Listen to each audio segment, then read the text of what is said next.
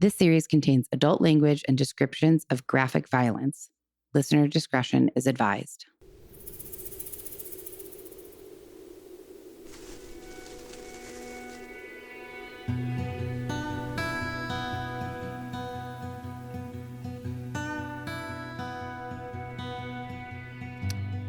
Okay.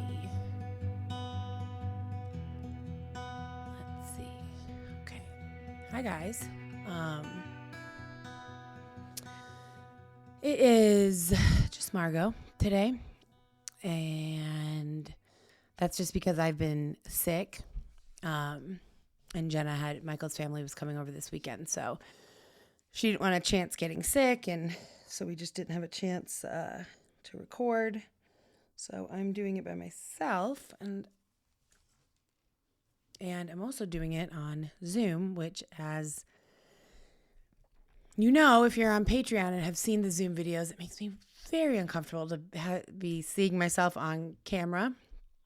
I don't like it, but I'm going to try not to talk about it because everyone who's listening on just audio doesn't give a shit. So let's pull up our story for today. Hey there, Ryan Reynolds here. It's a new year, and you know what that means. No, not the diet. Resolutions.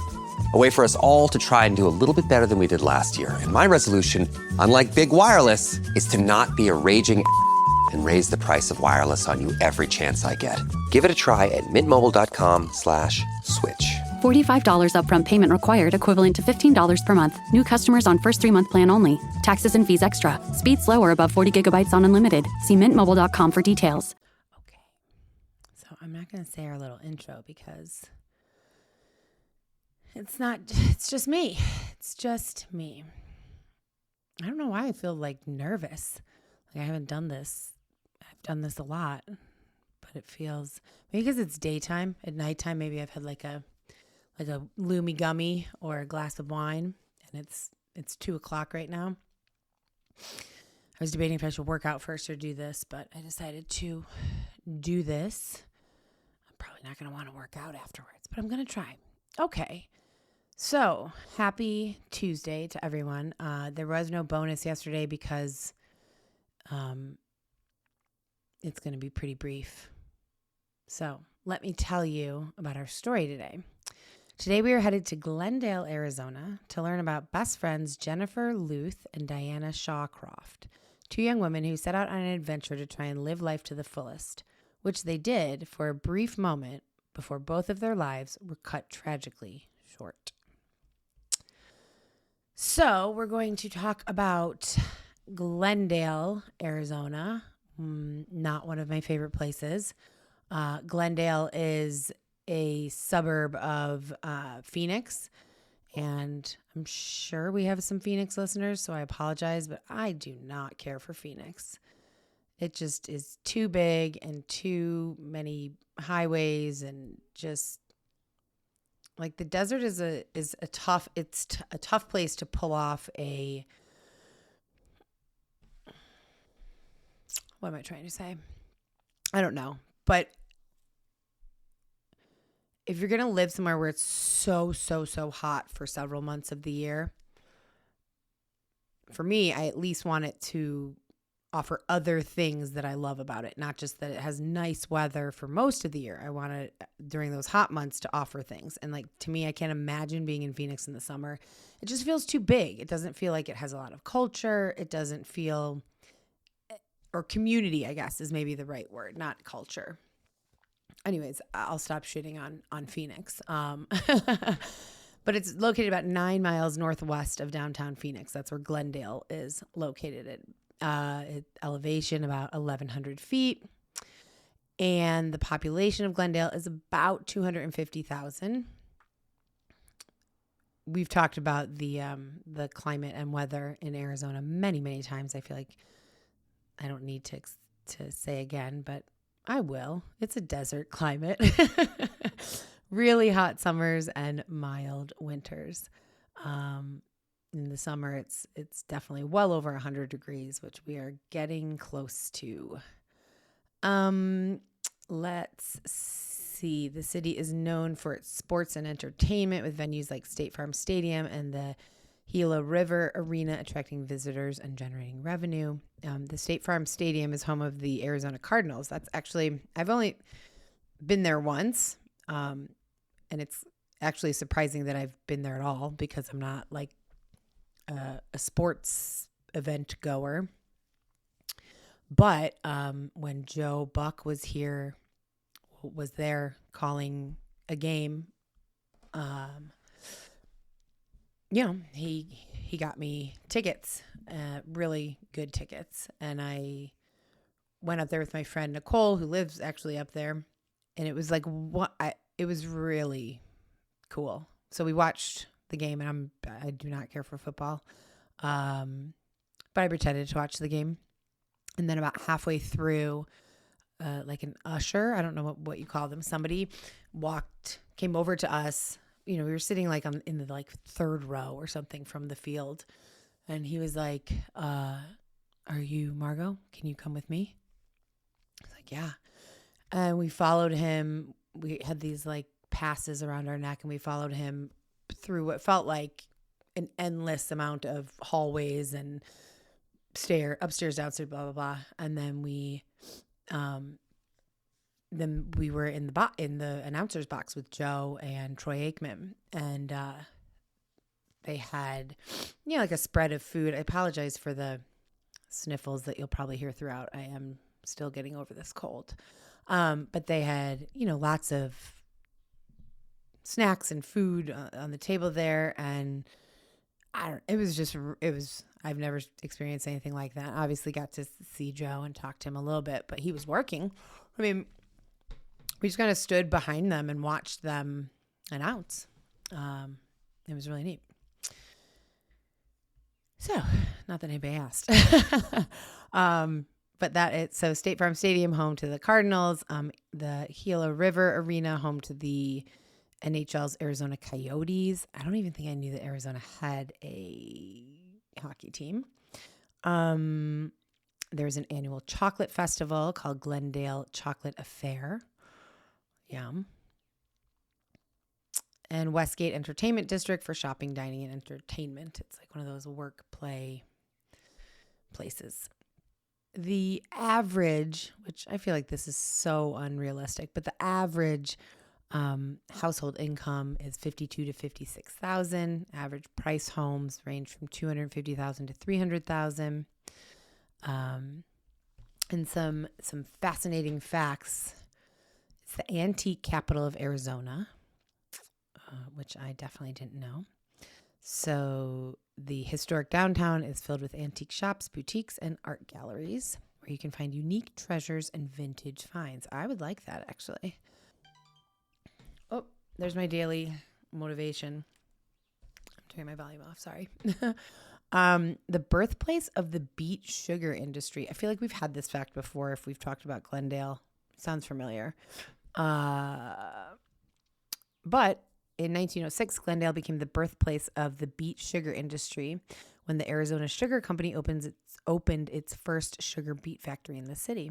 It marked the beginning of Glendale's agricultural and economic development. Okay. It was the host city for Super Bowl, XLIX. XLIX in Roman numerals. What does it mean? 49. I wonder if I could have figured that out. Probably not. So Glendale gained international recognition when it served as the host city for the Super Bowl 49 in 2015. Oh, yeah. I think we have talked about this. There's an ostrich farm. I guess the ostrich farm that I know is on I-10, like on the way up to Phoenix. So I can't imagine that this is the same one because Glendale's north of Phoenix. But in the early 20th century, Glendale was home to Arizona's first ostrich farm, which was a tourist attraction and a supplier of ostrich feathers for fashion purposes. Ugh, I don't like it. Oh, it doesn't exist anymore now. But the legacy is commemorated in Glendale's history. The annual chocolate affair celebrates all things chocolate. chocolate vendors, demonstrations, live music, and family-friendly activities. For those of you who are watching the video, because I probably won't cut it out, I'm marking down times when I cough because I have a pretty bad cough and I want to cut that out. And Glendale has a haunted history. It has a reputation for being home to several reportedly haunted locations, including the historic Glendale Civic Center and the Saguaro Ranch Park. I would like to know more about that. So maybe we will do a lookup, which we haven't done in a very long time. Okay. I think the dogs want to come in, so I'm going to take a quick break, let the dogs in, get all my coughing out, and then come back. So that was a pretty short, brief intro and sense of place, but I feel like I should take the opportunity for those listeners who hate the banter to just jump right into the story when it's just me. So that's what we'll do. All right. So today, I do think somebody suggested this story to me. I was just going to say, I think I found this one on my own. I don't think I did. I didn't. This is from David from Patreon. I'm not going to say his last name because, first of all, I think I'll slaughter it and not say it correctly. And I didn't ask him if I could say his last name. Some people don't want their last names shared on a podcast. Not that there's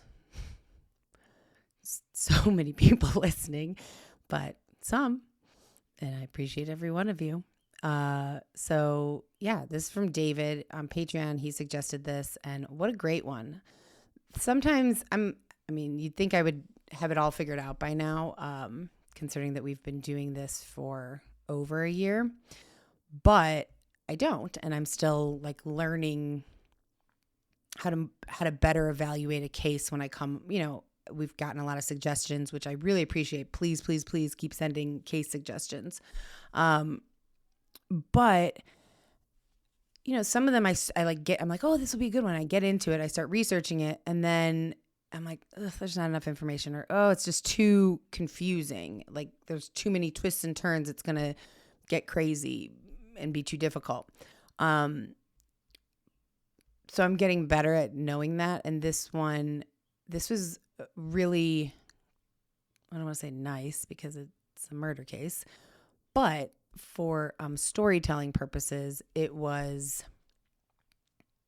really straightforward from start to finish, which makes writing the episode a bit simpler.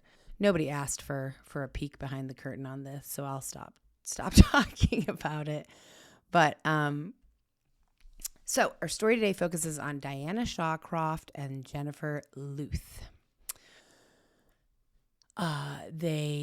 Jennifer was born in 1976. Diana was born in 1977. And growing up, they were inseparable. They were best friends. They went to, elementary through high school together in Loveland, Colorado.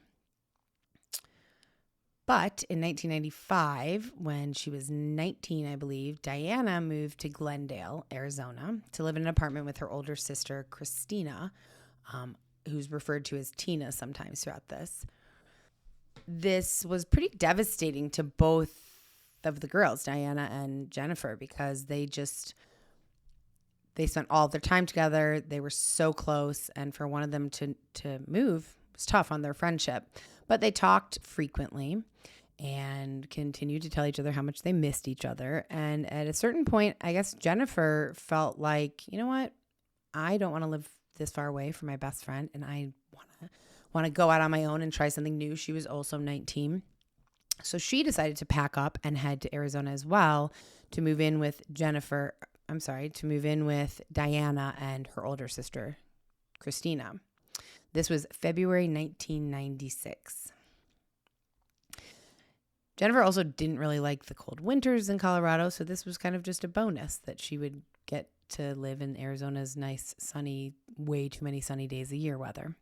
And her parents, Deborah and Bob, were actually completely on board with this. She's old enough to go out and kind of have an adventure and start a new life. So She did. And Diana and Jennifer shared a room because it was just a 2-bedroom apartment, and it was pretty small. But she was just so excited to be out on her own with Diana, kind of independent living for the first time. So they were both pretty thrilled about it. Jennifer was very close with her parents, though, so she called them almost every day.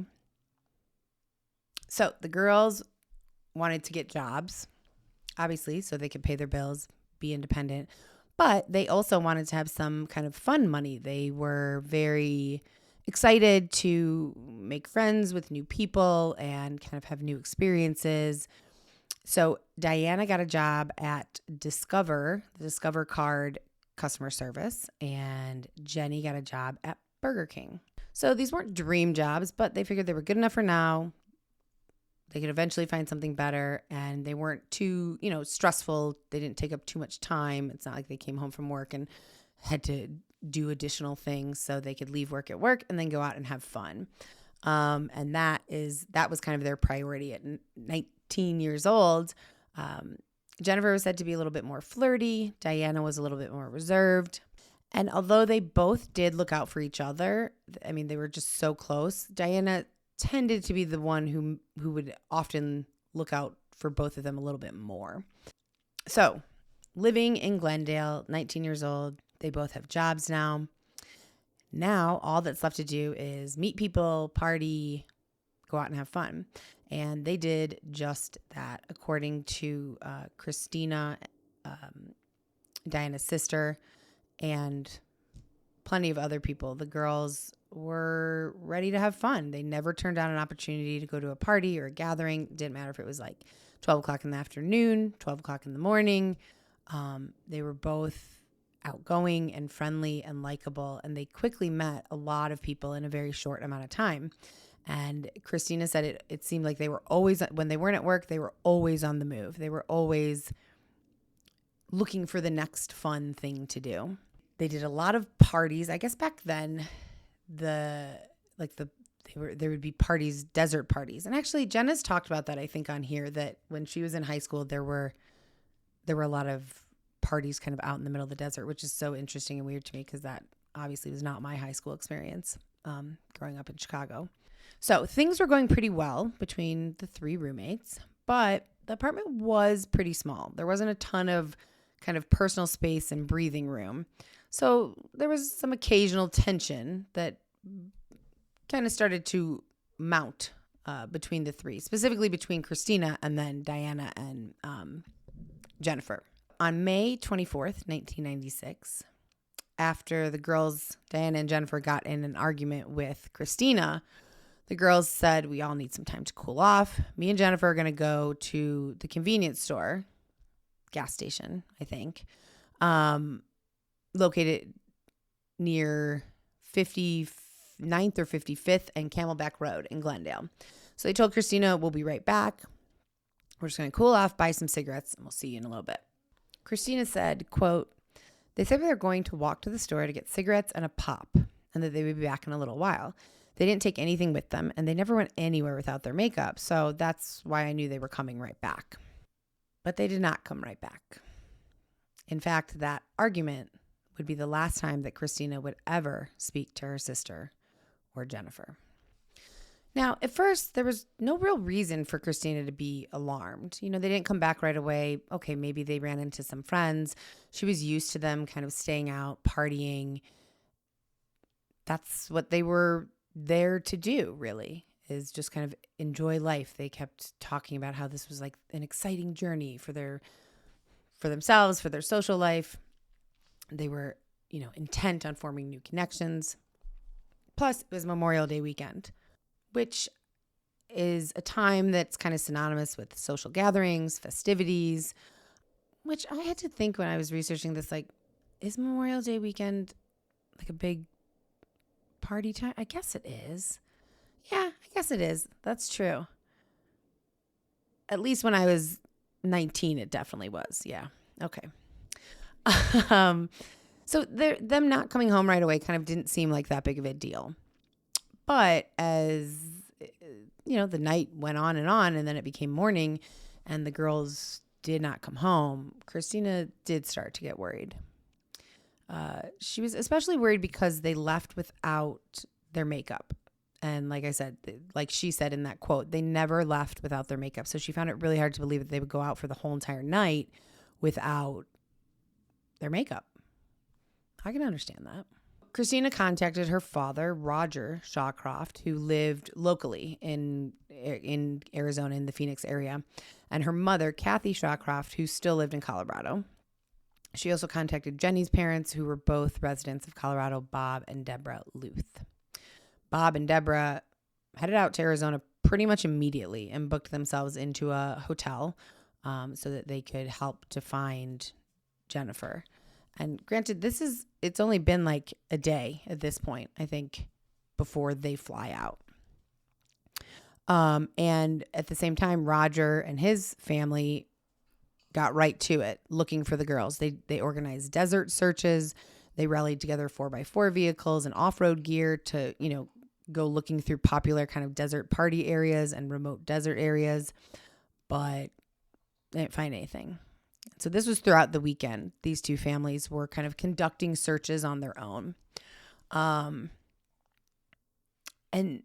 surprisingly enough, the search effort didn't just stop there. They apparently went down to Mexico to look for the girls because it was a popular place during Memorial Day weekend for teenagers to go. It's only about, we've talked about that it's about a 40-minute drive from where we live here in Tucson. We're right on the border. But from up in Glendale, it's about a 2.5-hour drive. So, and I don't know if the whole family went, if one person went. I don't know if they got a tip from somebody or if they were just kind of trying to cover all bases. The family decided after, 2 to 3 days of searching and finding nothing, not even any clues, nothing. The family decided to file an official police report. And now remember, this is 96, so there's no cell phones. There's not even beepers at this point, really, I don't think. So there's really no way to get in touch with these girls. So they filed an official police report with the Glendale Police Department. And the police department also initially was kind of like, well, maybe they're just out partying. Maybe they're in Mexico. And the families were like, no, we checked in Mexico. I mean, look, they didn't check all of Mexico, but I'm assuming they checked Nogales is right here. Was the common party place, at least when I was in college. They actually had a bus that would drive us down. And when I was learning about this, I thought, what about like passports? They went to the convenience store. They didn't bring their makeup. So how are they getting into Mexico? But I want to say that when I used to go, when I was a freshman in college here at U of A, they had like a bus that would pick us up in front of our dorm and drive us down. And I don't think that I needed a passport. I really don't. So I'm not, so that was in 2000. So not much later than this. Anyways. So both of the families have been searching for days, but thankfully now had a lot more help with the police department and plenty of volunteer searchers. Glendale homicide detective Bruce Formney was able to secure a $1,000 reward for any information. Also enlisted help from local media to encourage the public to visit Silent Witness, which is a way to submit anonymous tips in the state of Arizona. Diana's mom, Kathy, was employed at a place called Del Webb, and they stepped up and offered a $25,000 reward for any information leading to the girls where they were. The families also reached out to the Phoenix chapter of the National Center for Missing Adults, who immediately made flyers and helped with ground search efforts. They distributed thousands of flyers at popular spots around Phoenix and even as far as like kind of areas where the dunes were in California. And in addition to all that, there was also a huge media push. Many, if not most, of the news stations in Phoenix jumped on board. Local businesses stepped up, offering space on the outside of their trucks to plaster posters of the girls. I mean, this is intense. it actually quickly became one of, at the time, the biggest search operations that had ever happened in Arizona's history. And another aspect of the search was a search and rescue group made up of volunteer aviators, so pilots with the Maricopa County Sheriff's Department. They joined into the search. We're at about a week now. Probably should have said that earlier. But we're at about it. They've been missing for about a week. So now these volunteer pilots are flying over the area. They're flying back, and they spend a lot of time flying over the Agua Fria River Valley, looking for any kind of signs of life for the girls. There's not a lot of context as to why they were looking in that specific spot. Regardless, they didn't find anything. So the search continued. Everyone's still searching. And while this is going on, 2 police officers headed over to the last known location where the girls were, where they were seen. And that's the convenience store. So they spoke to the clerk who was there that night. And this is basically what he broke down for them. He said, Diana and Jenny, came in, bought soda, bought cigarettes, and then they were outside the store smoking cigarettes and sipping on their sodas for about 2 hours, just talking. Again, I read this and was trying to think back to okay, first of all, I would never do this now. Even if I was 19, I don't think I would do this now. 2 hours outside of a gas station, just talking and smoking. I find a park or something. But bored at home? Head over to Chumba Casino and join some serious social casino fun. With hundreds of games at your fingertips, no purchase necessary. You can play anytime, anywhere. There's a special welcome bonus waiting for you when you sign up. Play for fun, play for free, and you could even redeem some great prizes. Visit ChumbaCasino.com and get ready to reel in the fun. Sponsored by Chumba Casino. No purchase necessary. VGW Group. Void where prohibited by law. 18 plus terms and conditions apply. At New Balance, we believe if you run, you're a runner. However you choose to do it. Because when you're not worried about doing things the right way, you're free to discover your way.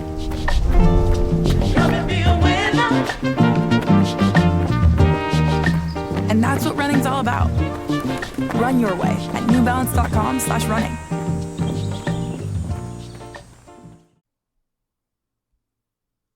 back then, I do remember being, I not 19, it was more in high school. And there wasn't a lot to do. There wasn't anything to do. And you wanted to be social and see people and maybe run into someone. So I kind of do remember hanging out sometimes by 7-Eleven or maybe in front of the movie theater. It was a very long time ago, so I could be wrong. But it kind of does make sense to me now. 2 hours, the girls are talking outside of the convenience store until a man pulled up. The girls walked over to him. He pulled up in a blue, late 70s, early 80s model Chevrolet pickup truck. So the clerk saw the girls walk over to him, chit-chat with him through the window, and then they got in the car and drove off with him. The clerk said that he did get a good look at the man and was able to help with a suspect composite. He was described as a white guy in his 30s with a blonde mullet-looking hairstyle, wearing a greasy blue denim jacket. And the clerk said he also had scratches on his right arm, which, I mean, I guess the sleeves could have been rolled up. But I was thinking, he's wearing a jacket. How are you seeing scratches? And also, scratches on your arm? You're inside the store. Think about that. You're looking through the window or door into the parking lot. I don't know. Seems like a stretch. Either way. Jenny's mother, when she found this out, she said, well, she must have known the man because she would never get into a truck with someone she didn't know. Also, I think probably my mom, maybe not my mom, my dad would have said oh, Margot would never do that when I was 17, 18. And I definitely, I definitely would have gotten into a truck with someone I didn't know, I think. Again, it's really hard to like access that 17, 18, 19-year-old brain. So, I can understand Jenny's mom saying that, but would she really not have? She's with her friend. The guy seems nice. They're trying to meet new people. They're trying to find parties to go to. I think maybe she typically wouldn't have, but maybe Jenny's mom didn't know Jenny, now living on her own. Both families were nonstop searching, scouring every possible lead that they got. Anything that the police told them, they went after. They were, walking through the desert. They did not stop searching. In fact, Diana's mom, Kathy, moved from Colorado to Phoenix so that she could be there closer to the search efforts. And the Lueths were in a hotel, and, days were quickly turning into weeks. The police were following up on every single tip. They were talking to anyone who was offering assistance or insight. They even talked to some psychics who claimed that they knew the girls' whereabouts. But as those weeks now stretched into months with no solid leads, the families were struggling to kind of hang on to that hope that they would find their daughters alive. But no one was ready to throw in the towel just yet. Their hope overpowered that doubt, and everyone kept pushing forward in their search efforts. Eventually, the tips and leads began fizzling out. No one was calling in with information, and there was no hard evidence. There was no tangible evidence anywhere.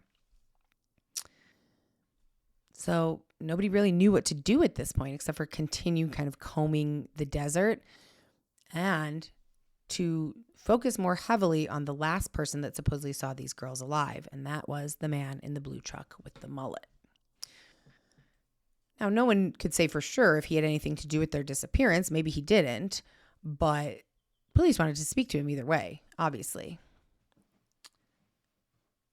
But he was nowhere. He was nowhere to be found. Just as the girls had seemed to disappear into thin air, so had this man. No one had seen his truck. No one had caught the license plate. No one knew of a man with this description. And this composite was out everywhere. So it seems very strange and surprising to me, unless he, girls got in and they hightailed it down into deep into Mexico. I don't know. Well, I do know, but you don't know. Unfortunately, after 3 long months with no new information really towards the end, they finally got some information. But it wasn't the information they were hoping for. 2 bow hunters made a gruesome discovery in a remote desert location in Yavapai County, approximately 100 miles from where the girls were last seen and 16 miles from any kind of civilization. These bow hunters found 2 bodies on a small rock ridge, hidden out of sight, seemingly in the middle of absolutely nowhere. This was a secluded high desert area. It's west of I-17 if you know this area. And there's only one road you can get to access where these bodies were found. It's 16 to 20 miles of rough desert terrain. You can't even get on this road unless you have, 4-wheel drive vehicle.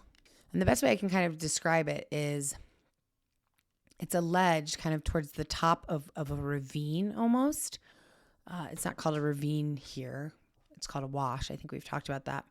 But basically from this ledge, you kind of have a 360-degree view of the entire Verde Valley below you. So where whoever put these bodies here or killed these people, because we don't know who they are yet, you could see a car coming from miles away. So it's kind of the perfect place if you're going to dump a body because no one can really see you. You blend into the landscape, but you can see anybody coming. It's very annoying to try and do a podcast with the dogs. Indiana is at the window whining from outside. Anyways, The bodies were taken in, and dental records confirmed that these were, in fact, the bodies of Diana Shawcroft and Jennifer Lueth.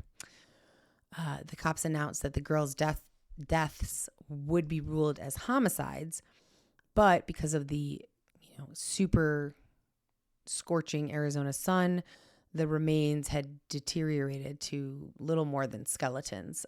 So it was nearly impossible to determine the cause of death. And it actually was either never determined or at the very least never released to the public.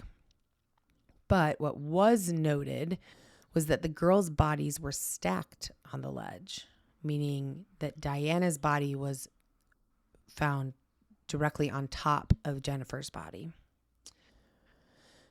And initially, because there were so many remaining questions, like all of the questions, if you think about it, there's no evidence in this case at this point. So police were wanting to keep the details really quiet and close to the vest. So it was just the police and the two families that knew the exact location of where these bodies were found. Investigators also believed that the girls had been killed within a few hours of disappearing, had been moved to this location, and then hadn't moved from that location, hadn't been moved from that location since they were placed there, the day or day after their disappearance. I don't know how they were able to determine this, and this information was also not released to the public.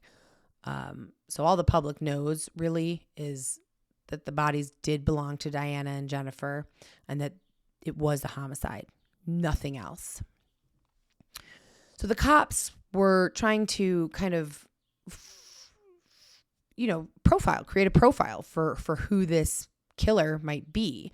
So all they really knew, or all they were really willing to kind of attach to this profile initially, was that they were pretty sure that whoever killed the girls was familiar with the area, because again, super remote, not something that you're not wearing your flip-flops like going for a hike here. This is a difficult area to get to, and if you are gonna make the effort to get to this area, you probably have a reason for it, not just taking a stroll. It was a very popular area for hunting, and even the kind of ledge where the girls were found. Remember how I said it was great if you wanted to dispose of a body, because you can see anybody coming from any direction. And that kind of works the same with hunting. It was a prime spot for hunters because you could kind of camp out on that ledge and easily see the elk or the deer and antelope down below.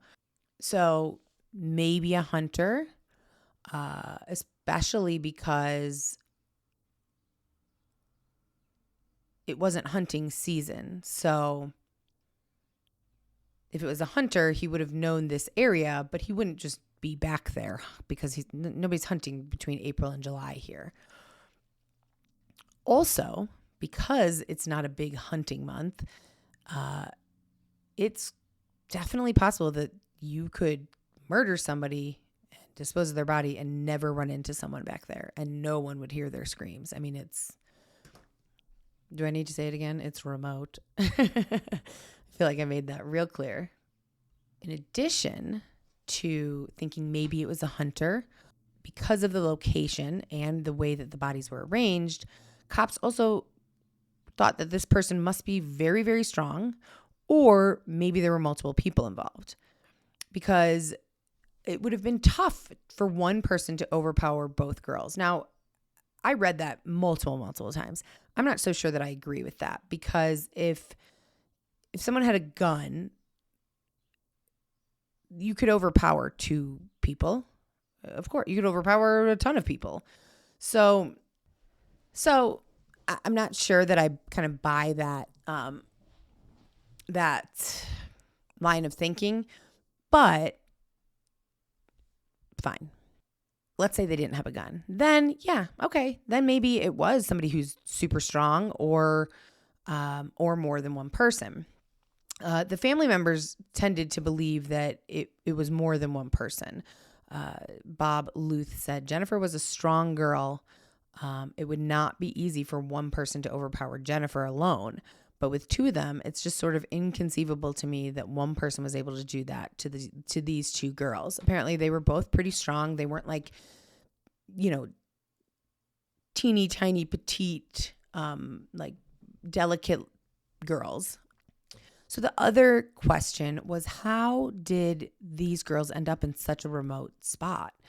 Were they tricked into thinking they were going to a desert party or going to be meeting up with friends? Did the person or people have a gun and force them out here?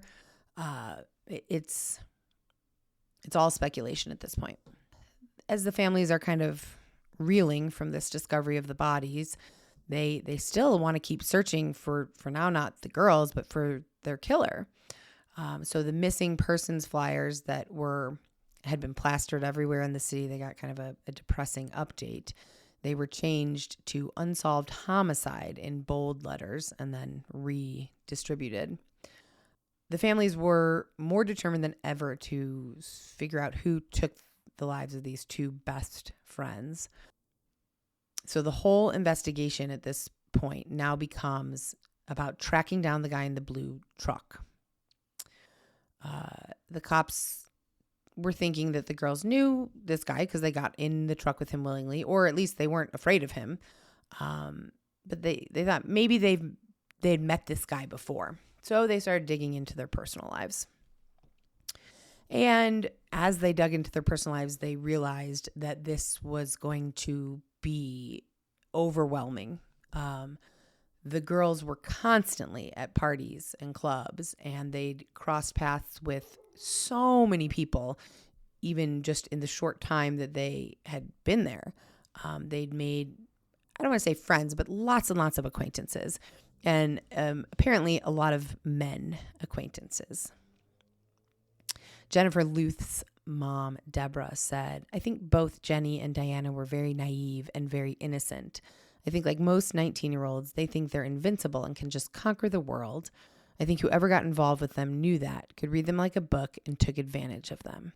So even though the families continued to plead with the public for any tips, leads, anything on this man in the blue truck, shockingly, no sightings, no tips, nothing about this man ever came in. It was like he didn't exist. And the case kind of started to slowly fade from the spotlight because, again, no evidence, no real suspects. There's nothing. So December 1996, the families decided to hold a memorial for the girls. Now, I don't think I said when the bodies were found, because if you look at Jennifer's, it's called Find a Gravestone, I believe. They have her date of death as June 24th, 1996. And on Diana's, they have it as August 28th, 1996.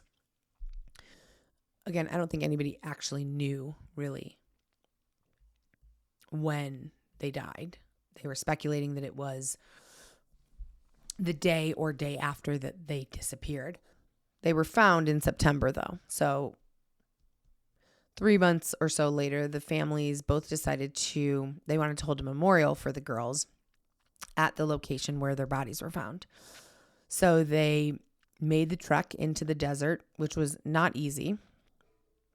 And with them, they brought 2 redwood crosses engraved with each of the girls' names. And they kind of erected those on the ground.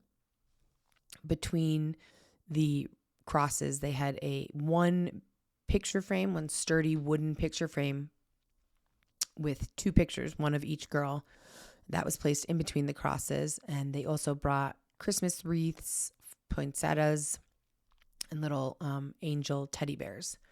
So once everything was all set up, they held a short, sweet memorial for the girls, and then they headed back out to the road. And 4 news stations were there at kind of the exit road. So all this news coverage did help to breathe some new life into the case, but it was pretty fleeting. No new evidence came in, no tips came in because of this new coverage. And soon enough, this story kind of began to fade from people's minds once again. Police hadn't given up, but there was just really nothing else they could do at this point. The only thing they thought they could do was to occasionally watch the ridgeline near where the memorial was, where the bodies were found, because they thought maybe the killer will return to that location at some point. So they tried to focus on important dates like the girls' birthdays, the day they died or thought that they died, the day that the bodies were found, any dates that might stand out as a date that, you know, is special, that the killer might want to kind of relive their crime. They made sure to be up there kind of surveying the area on all of those dates, and then also dates in between. But once again, as time went on, the police visits to the site kind of became fewer and far between, because nothing ever came of it. So at a certain point, you stop going out there. You don't have resources and time to have police officers constantly driving out there. And in fact, 4 years would pass before anything new would pop up on the case. So on September 29th, 2000, police visited the site, and at first it looked fine. Everything looked normal. But then they quickly noticed that the photographs were missing from the frame. And their first thought is that whoever removed these photographs is the killer. For all the same reasons I've said, that it's not an easy place to find. Most people won't just stumble upon it, and the location of the bodies or this kind of memorial was never released to the public. Also, who would want to take these pictures? Even if you did stumble upon this, even if you were out there hunting and you stumbled upon this memorial, who would want to take these pictures? I tend to think people are kind of assholes, so maybe, I was going to say kids, but this is not a place where even teenagers are really finding it easily. So that was the big question. Was it the killer coming to take a souvenir from his murders, or was it, animals, hunters that ran into it who were just assholes and knocked the picture over and took the pictures out or something? These were questions, unfortunately, that investigators and the families would be asking for a very long time. Nothing came of these missing pictures. And the last activity surrounding this case was in 2010, when a new analysis was done on a strand of hair and some fibers that were found when the bodies were found, and or at the convenience store, though I'm not sure how you would determine that those belong to either of the girls. So either way, nothing ever came out about that new analysis. Or if there were any results, and that's likely because 12 years passed before the technology was, good enough for them to test these. So probably there was no results. And now, today, this case is 28 years old and has definitely gone cold. Since then, Diana's parents have both passed. Her father, Robert, passed away in 2004, and mother, Kathy, passed away suddenly of heart failure in 1997 while on a trip to Mexico, the same or just the year after Diana was killed and her body was found. Then the mom died. I read a lot of people say that she died just of heartbreak, which is heartbreaking. Jenny's father, Bob, died on Memorial Day in 2014, which is odd, I think, because that's when the girls went missing, Memorial Day weekend. So the only parent left is Jennifer's mother, Deborah, and Deborah is, the last thing that I could find is she's living back in Loveland, Colorado, and she spent years continuing to contact the cops, continuing to pore over eventually things online and looking for answers. But she never really found any. And, the original investigators were obviously had retired, hung up their hat. They weren't on this case anymore. And the new ones weren't spending their time looking into this, which was, of course, frustrating. But Deborah has managed to kind of push forward, and she was quoted as saying, "I have pictures of Jenny and her older sister Becky on the wall in my living room. I look at them and miss her every day." She did say that she would research and investigate the murder for, like I said, for many years, but finally she said, quote, "I just had to put it all down. It was just too consuming." And Deborah said she now focuses on Jenny's life and celebrating her birthdays and the life that she lived. Good thing Jenna's not here, because that's it. There's no conclusion to this. They never found anyone. They never found anything. No evidence, no witnesses, nothing. But if anyone listening happens to know anything about this, have any information, they can call the Yavapai Silent Witness at 1-800-932-3232, or submit a tip online, or call the Glendale Police Department at 623-930-3399. And I'll put that in the show notes. Frustrating case. And I have so many questions. I imagine some of you do, as family and friends of the girls. I mean, I just can't imagine having so few answers. Did they know the guy in the pickup truck? Were they killed on the ledge? Were they killed somewhere else? How were they killed? What's the cause of death? How did whoever did this get their bodies there if they weren't killed there? And they probably weren't killed there because there was no sign of blood, a struggle, nothing. Just a lot of questions. And sad, very sad, tragic ending to these girls who were so excited and so loving life and having their freedom. And I'll be honest, guys, I feel like I really flubbed this one. I don't know if it's because I had been working all morning and then just sat down to do it. And I know that I need to publish it almost immediately. But this was not my best work. And if I had more time, I would try to re-record it. Henry agrees with me. I don't know why. And now I'm realizing that this case, remember at the beginning, I was patting myself on the back like, oh, I figured out how to tell cases that have enough information versus cases that don't.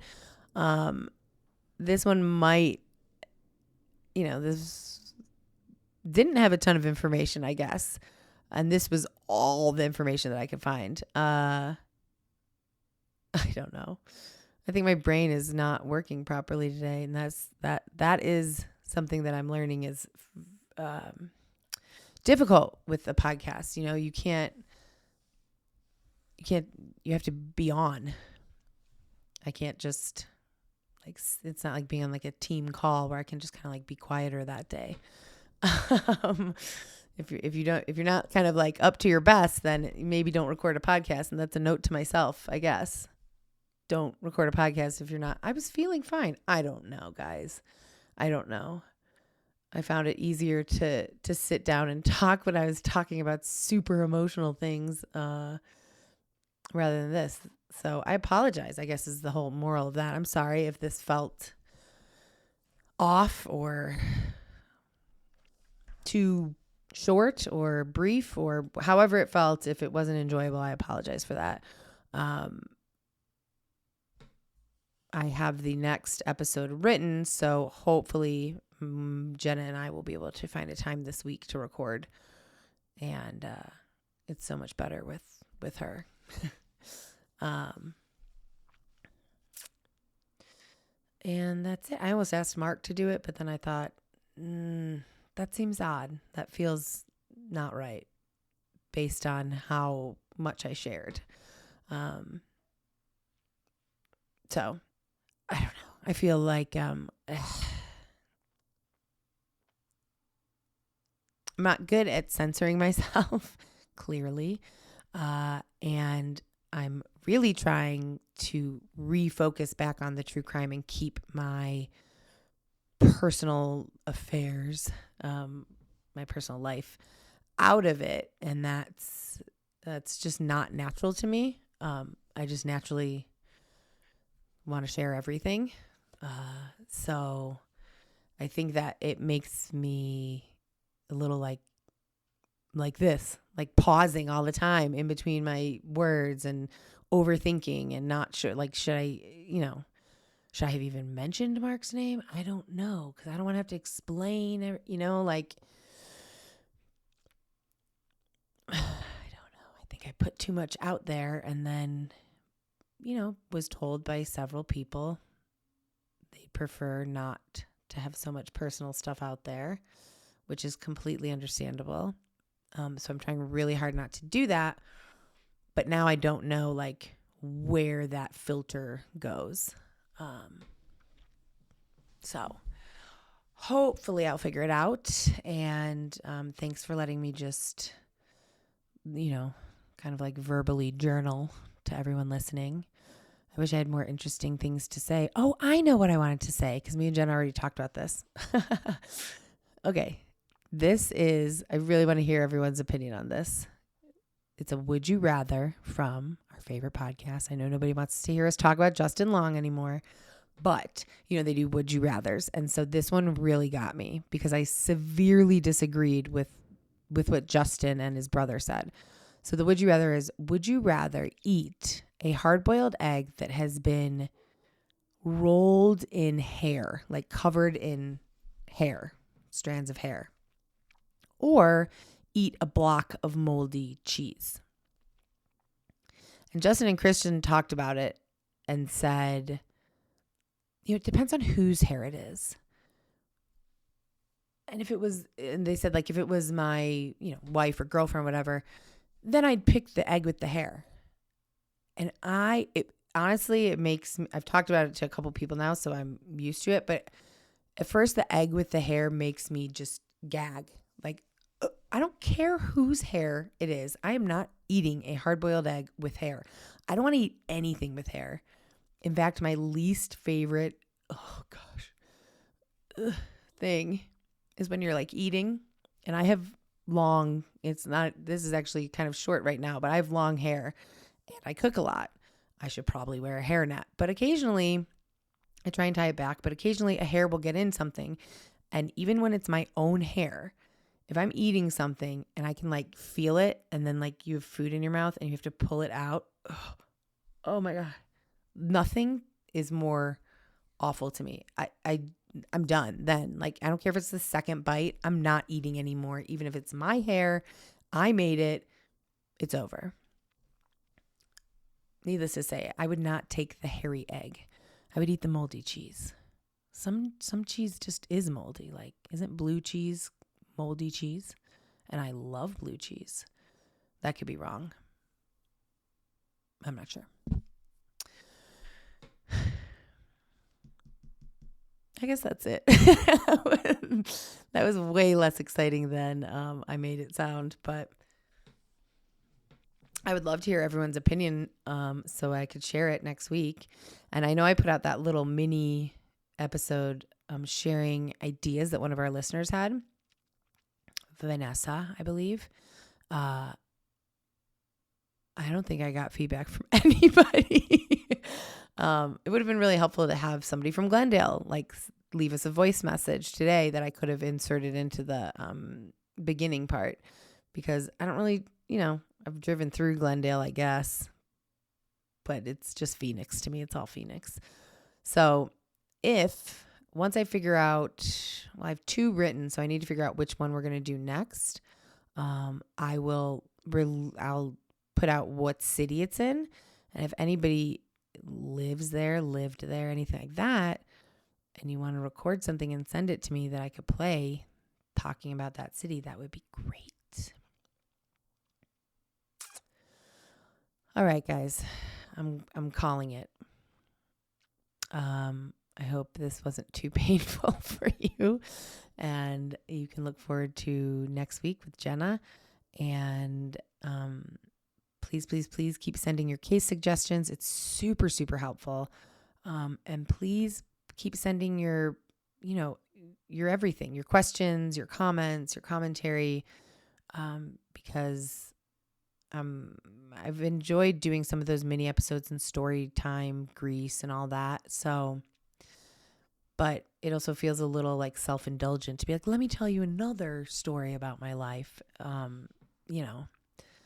don't want to bore people to death. So if there's anything, any suggestions for mini episodes and bonus episodes that are not necessarily related to true crime, I welcome them. And any suggestions in general. Okay. I will stop talking now. And thank you guys for listening. Please leave us an Apple review.